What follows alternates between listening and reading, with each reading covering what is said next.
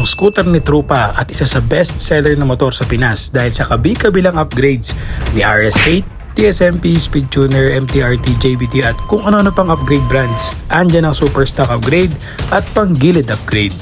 Pero ngayon, pag-uusapan muna natin ang baseline specs at capabilities pati na rin ang presyo ng scooter na to. Sulit pa bang bumili ng ganitong scooter sa dami ng lumalabas ngayon sa Philippines? Ngayon, pag-usapan natin ang Aerox 2024 from Yamaha Philippines. Isa sa pinakamagandang i-setup or i-modified na scooter ngayon ay ang Aerox at NMAX. Kaya madaming kumukuha nito dahil limitless ang upgrades itong scooter na to, mapa-displacement upgrades or exterior upgrades.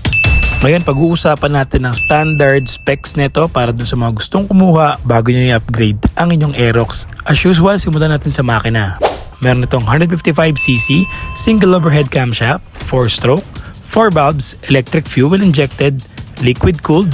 Sa power niya, 15.4 horsepower at 8,000 RPM, torque 13.9 Nm at torque at 6,500 RPM, 58 by 58.7 mm ang bore and stroke, compression ratio 11.6:1. Meron itong SMG or Smart Motor Generator, so more smooth and quiet engine kapag ini-start mo siya. Meron din itong VVA or Variable Valve Actuation for smoother acceleration while riding. Meron si Aerox na dalawang variant. Meron tayong standard na Mio Aerox 155 at yung S version nila na itong binibidyoan natin ngayon na for releasing na dito sa Yamaha 3S Tungkong Mangga San Jose del Monte, Bulacan. At ang difference lang nila standard at S version is yung S version merong ABS sa harapan na preno or sa disc brake niya sa harapan and keyless na rin tong S version. While yung standard naman is walang ABS yung preno niya and naka-standard shutter key ang ignition.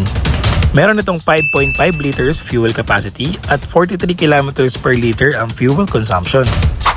Pagdating naman sa timbang, merong 124 kg itong S version at 122 kg ang standard version ng Aerox. Dimension naman tayo mga bossing. Meron itong 790mm na seat height, 145mm na ground clearance at 1350mm wheelbase. Standard front telescopic suspension si version S at si standard version ng Aerox. And meron nitong front tire size na 110/80/14, 230mm front disc brake. S version is ABS loaded and yung standard version is non-ABS.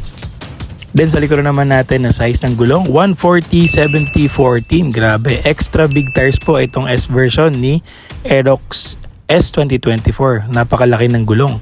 And drum brake po ang kanyang preno.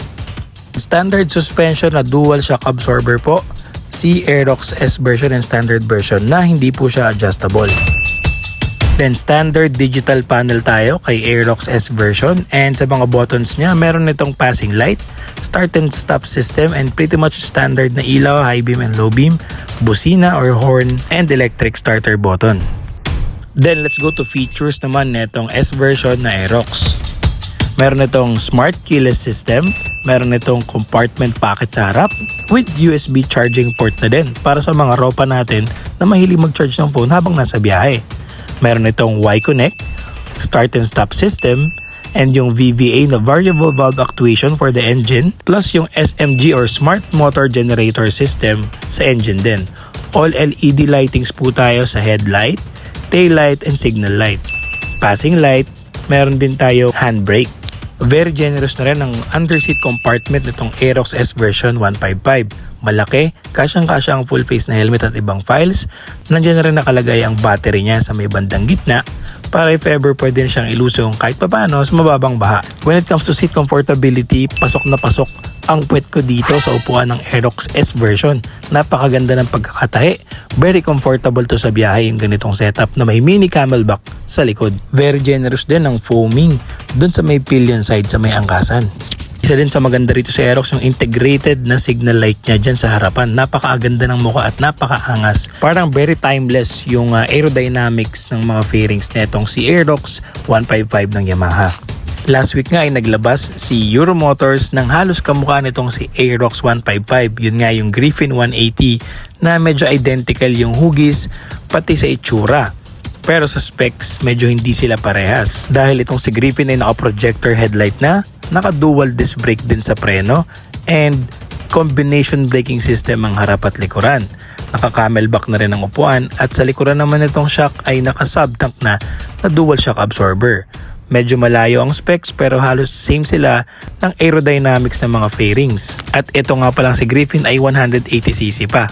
At naglabas din si Bristol ng halos parehas din ang itsura nito ni Aerox 155. Ito naman si Invictus 160 ng Bristol na halos same din ng itsura sa aerodynamics ng fairings pero syempre mas loaded ito kumpara sa Aerox 155 dahil naka dual disc brake din ito, dual channel ABS, traction control system, may dalawang shock absorber na may subtank sa likuran at naka-liquid cooled din itong si Invictus 160.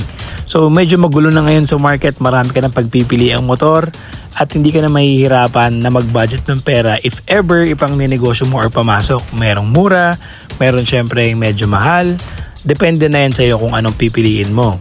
So syempre, magkano ba ang presyo ngayon ng Aerox 155 S version ng Yamaha at yung standard version? Compare dito kay Griffin 180 at Invictus 160. At ang price ni Aerox 155 S version ay 147,500 pesos.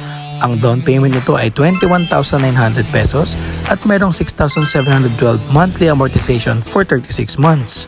At ang standard version naman, 124,500, down payment 18,500 at merong 5,761 monthly amortization for 36 months. So yung presyo niya magbabago lang depende sa mga dealership at sa location ng pagbibilan mo, lalong-lalo na yung down payment or yung monthly. So pwedeng lumiit yung monthly pag mas malaki yung iyong down payment. So once again, if you want more updates for scooters and new models, don't forget to subscribe Vlog ni Kosa and share my videos.